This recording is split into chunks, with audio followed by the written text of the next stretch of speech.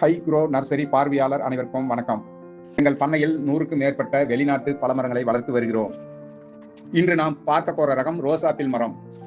இந்த ரோசாப்பிள் மரத்தின் பூர்வீகம் தென்கிழக்கு ஆசிய நாடுகள்.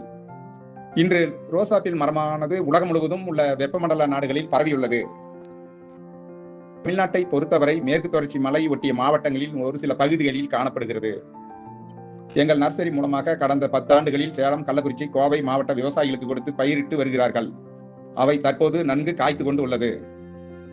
தமிழ்நாட்டின் சில பகுதிகளில் இவற்றை பன்னீர் கொய்யா என்றும் பன்னீர் பழம் என்றும் அழைப்பார்கள். இதனுடைய தாவரவியல் பெயர் சைசிசியம் சாம்போஸ். இது அதிக பராமரிப்பு இல்லாவிட்டாலும் நன்கு வளரும்.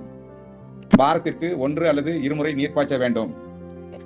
வருடத்திற்கு 2 அல்லது 3 முறை தொழு உரம் இட வேண்டும்.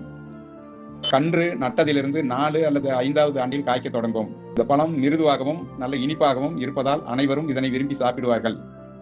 இது வாட்டர் ஆப்பிள் குடும்பத்தை சார்ந்தது. இது வருடத்திற்கு 3 முறை காய்க்கும். இந்த பழத்தில் வைட்டமின் சி சத்து அதிக அளவு உள்ளதால் நோய் எதிர்ப்பு சக்தியை அதிகரிக்கும். 100 கிராம் பழத்தில் வைட்டமின் சி சத்து 25 மில்லிகிராம் உள்ளது. மற்றும் மற்ற பழங்களில் உள்ளதை போன்று பொட்டாசியம், கால்சியம் சத்துக்களும் உள்ளது. ஆன்டி ஆக்சிடென்ட்ஸ் அதிக அளவு உள்ளது.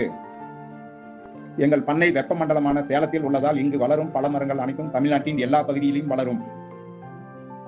பண்ணையை பார்வையிட வாய்ப்பு உள்ளவர்கள் பண்ணையை பார்வையிட்டு அதில் காய்த்து கொண்டிருக்கும் பழங்களை சாப்பிட்டு பார்த்து உங்களுக்கு பிடிச்ச சுவையில் உள்ள பழக்கன்றுகளை வாங்கி நடவு செய்யலாம். எங்கள் பண்ணை சேலம் டு பெங்களூர் தேசிய நெடுஞ்சாலையில் தீவெட்டிப்பட்டிக்கு அருகில் டேனிஸ்பேட்டையில் உள்ளது. எங்கள் பண்ணையில் உள்ள அனைத்து வெளிநாட்டு பழமரங்களையும் தெரிந்து கொள்ள எங்கள் ஹை க்ரோ நர்சரி யூடியூப் சேனலை சப்ஸ்கிரைப் செய்து அனைத்து பல வகை மரங்களையும் தெரிந்து கொண்டு உங்களுக்கு பிடிச்ச பழமரக்கன்றுகளை வாங்கிக் கொள்ளலாம். இந்த காணொலியை பார்த்த அனைவருக்கும் நன்றி.